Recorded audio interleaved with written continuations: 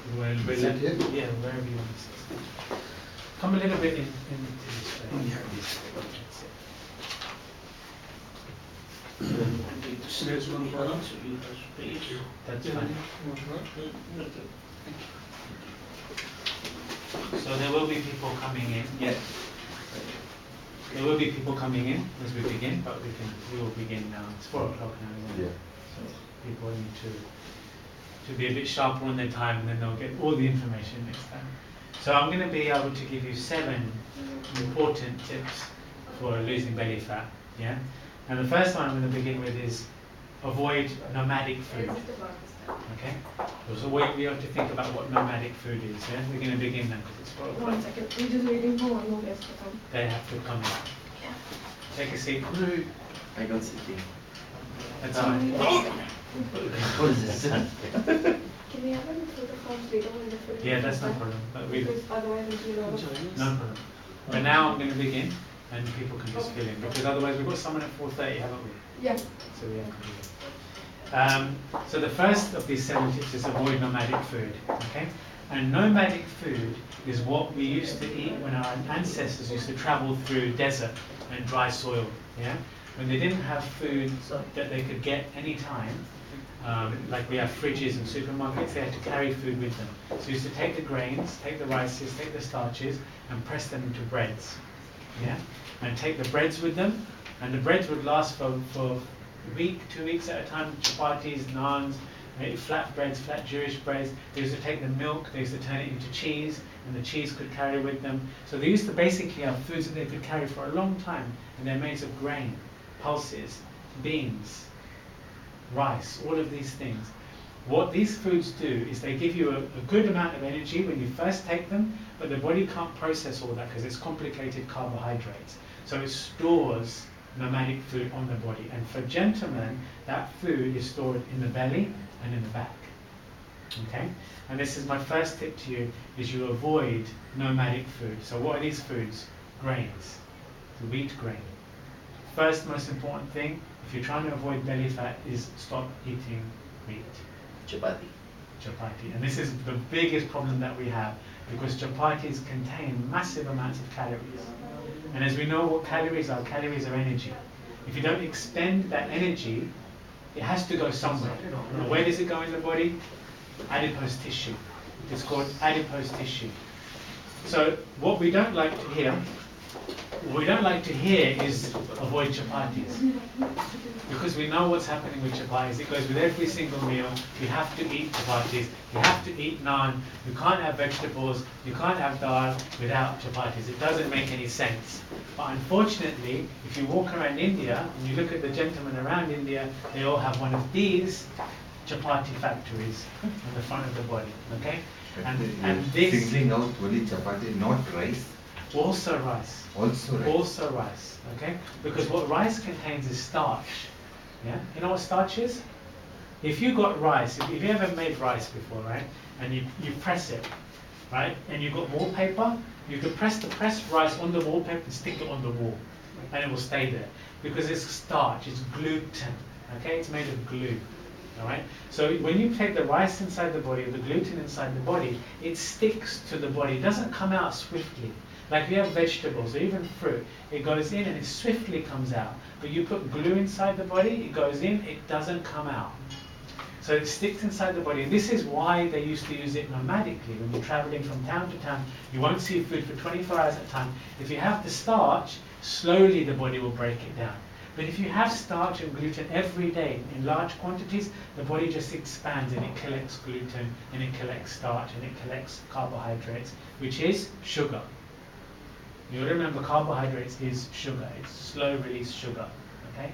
Now, in this day and age, we have supermarkets, we have food everywhere. We don't have to have carbohydrates anymore. Okay. The same goes for peas, chickpeas. Chickpeas are very good. You know chickpeas, right? Very good food, high in protein, also very high in carbohydrate. So you have chickpeas, very good for protein, but also extremely high in carbohydrates. Same with all types of peas. Then you have legumes, even dal, unfortunately, fantastic for protein. But this discussion is about belly fat. If this was a discussion to say balanced diet, but be fat, is fine, then I would say to you have dal. Yeah? But this is a discussion on I want to lose belly fat. So you have to understand the context of this conversation. Alright? So the first thing in your notes to put down in your brain is avoid nomadic food. Does everyone understand what I mean by that? So what do you have instead? I'll come to that in a few moments, right? We're talking about vegetables, we're talking about good protein sources.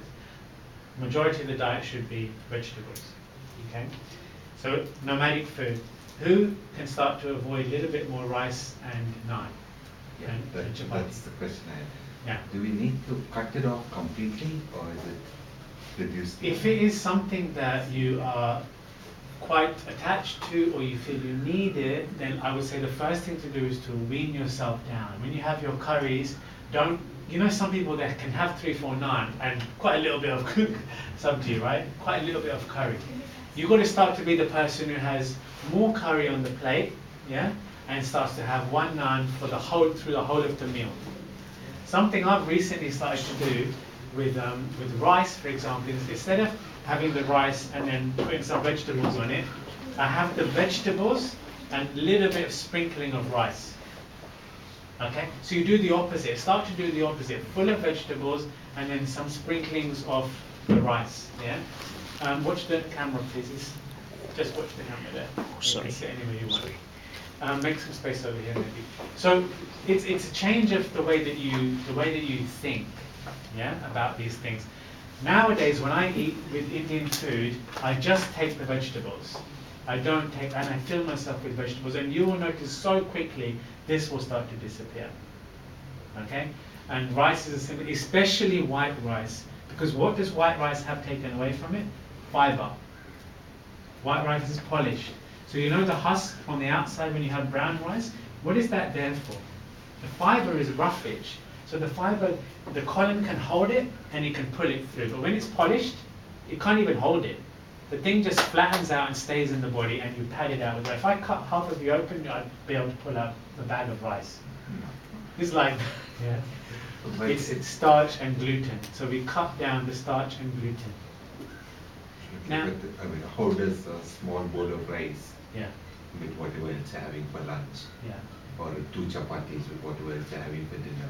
Can I Is say, that- can I say one thing to you? If you must have chapati and rice in your day, have it morning or lunchtime. Whatever you do, don't have carbs at dinner. So this is my second point to you today, right? No carbs or sugar for dinner. The last meal contains energy, sugar. Where do you use it? If it's not used, it's stored as adipose tissue. Okay? So if your last meal of the day, which unfortunately is the biggest often, is full of carbohydrates, which is potatoes, wheat, grains, if it's full of dairy, yeah, which is milk and lassi. Lassi is not too bad because it's quite digested. Ghee is not so bad, but butter, ice cream, and then finally at the end of it you have rice inside there, and then you have dessert on top. Okay, what you're taking is various forms of sugar, various forms of simple or complicated sugars. Okay, sugar is energy. I'm not talking about fat. I didn't say oil. I didn't say fried food. I said sugar. Okay, it's energy. If you can't use that energy at night before you go to bed, where is it going to go? Where is it going to go? If you don't use the energy, where is it going to go? It's called adipose tissue. The sugar turns into adipose tissue. And adipose tissue sits in the belly, it sits in between the organs, and it sits also in your bloodstream. And this is called weight. This is called belly fat, and it's called organ fat. It's sugar.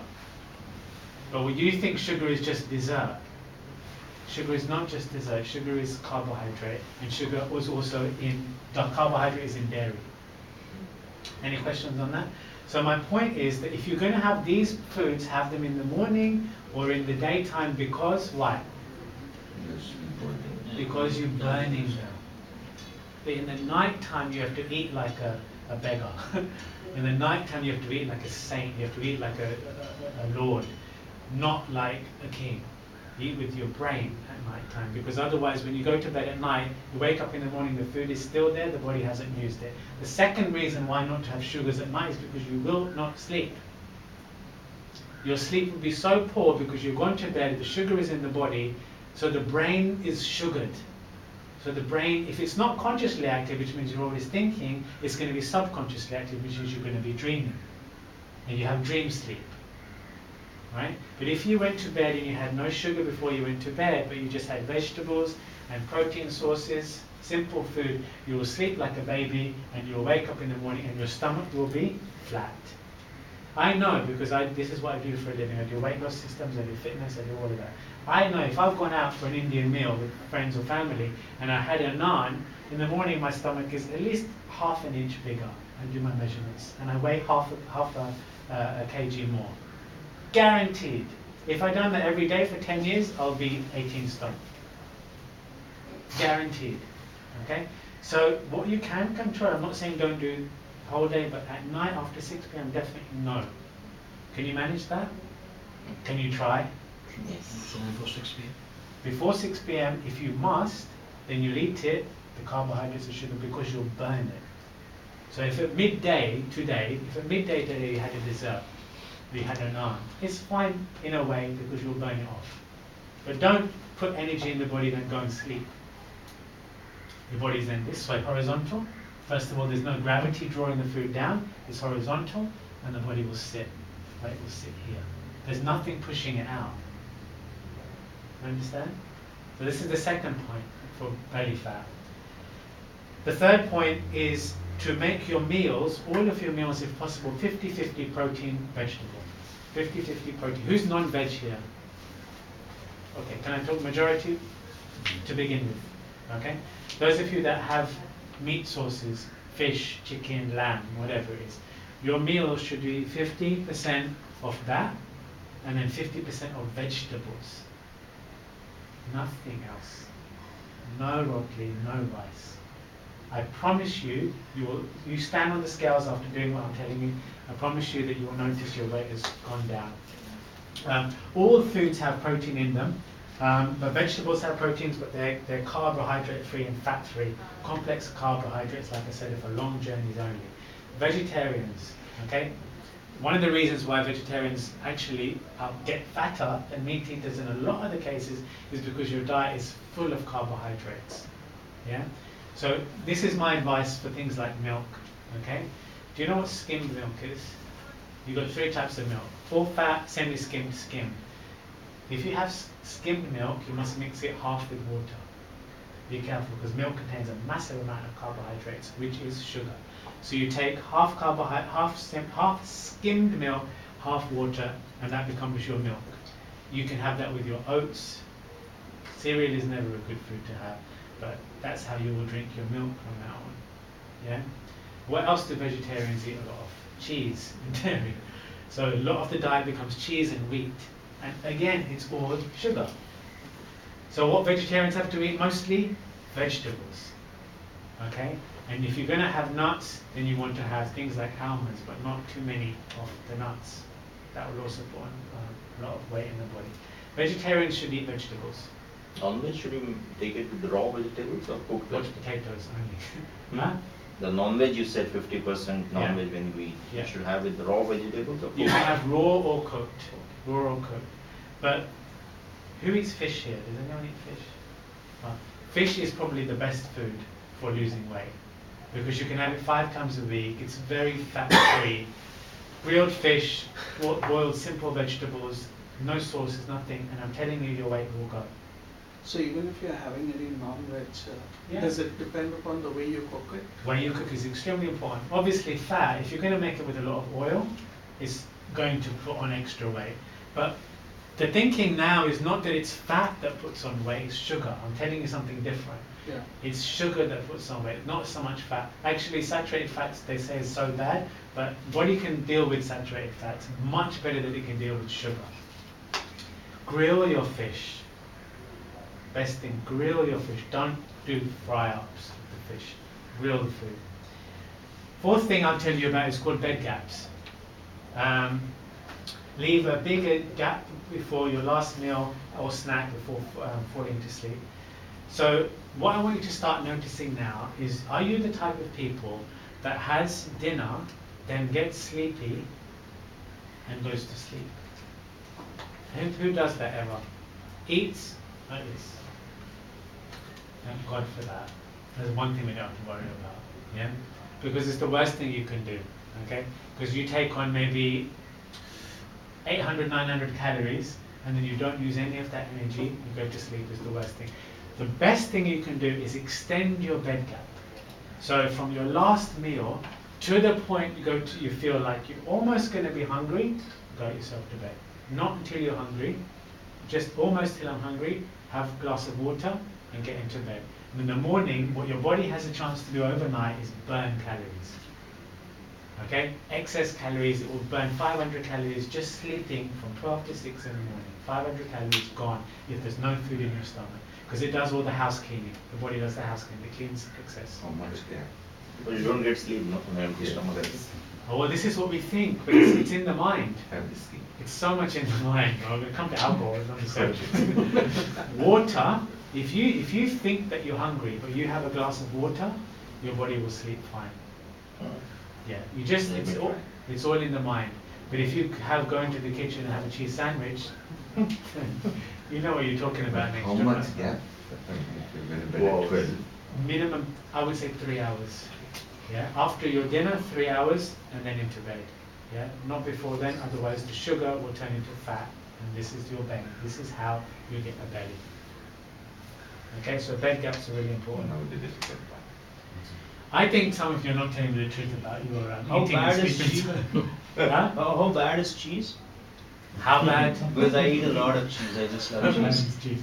Okay, cheese approximately is, for every 100 grams of cheese, it's approximately 20 to 25 grams worth of pure fat. Okay. Okay, then you're talking about 50 grams onwards of carbohydrates, and luckily you have a good 20 grams of protein. Yeah, Okay. but you're talking about at least 70 grams of that 100 grams is will put on weight. See, some of these things, like if you look at the Europeans, they tend to eat a lot of cheese, They do. and yet they are, I would say, slimmer along the way. Possibly. The weather counts. Possibly. That's- But I'm from Europe and I see a lot of fat people there as well because we eat a lot of wheat, I we eat think pasta, Yeah. It's pizza. not the cheese I that think a they broader have, question it's just the on this vegetables. itself. They don't have any of the What is the role of metabolism, They the eat pure that. genetic build that I mean, is it's the the total. I'll come to that. Can I just tell you something on cheese very quickly, just so you remember? There is a type of cheese called cottage cheese, yeah, which is a cottage industry cheese, and it's like a strained cheese. And Feta? Paneer. less. Paneer. It's Yeah, called but you, paneer. How's that In different India, from you can- paneer, paneer. is it like paneer? It's That's called that's paneer. better than cheddar cheese. You know, like the cheese blocks that you Oh, get, these the types. European cheese that they put on pizza and things like that. So I think the paneer, mozzarella cheese, feta cheese, they're a little bit lighter. Okay. But you can get cheese which is only 1 or 2% fat. You should look for that, 1 or 2% fat cheese. But not so much these hard cheeses. They're full of fat. Sorry, you were asking a question? Yeah, just what he said, in extension of that, what is the role of like a metabolism itself or the genetic things that is there? Because, Metabolism and in genetics. India, some parts people only eat rice 4 times a day. Yeah. They don't have a fat. Yeah, They don't have but a their lifestyle. You've got to look at their lifestyle. If there's parts of India that eats rice only 4 or 5 times a day, then what is their activity like? It depends. Are they all bankers? Are they all office people? Usually these Andhra eat a lot of rice, but they are usually those working class eat like Okay, so lot of this. What do you Yeah, say? so they are working, they are doing They do manual hard work. labor. So then if you're having that much rice and you're doing that much manual labor, So it's all the probably- exercise what counts. right, so then it goes into the genes, Yeah. right? So what happens is their body's used to burning 4,000 calories a day, something Yeah. ridiculous like that, and they may be consuming 23,000 calories. Yeah. So they're like this, Yeah. right? So that gene gets passed down, the lifestyle gets passed down, activity levels get passed down, and then you get a race of people like this. Okay, but then if you're talking about people that are slightly wealthier, can afford nice food every night in a good restaurants plus alcohol, and they sit at a desk every day, then you're talking calorie usage, burn 2,000, eat 4,000. Suddenly you have these people. Okay, hereditary, I said yes, that does there, but we will have to start at whatever point we find each other at. So you just have to get in to sort it out. Now I'm going to talk to you about what time have we got? 4:20. Good, we're good for time. High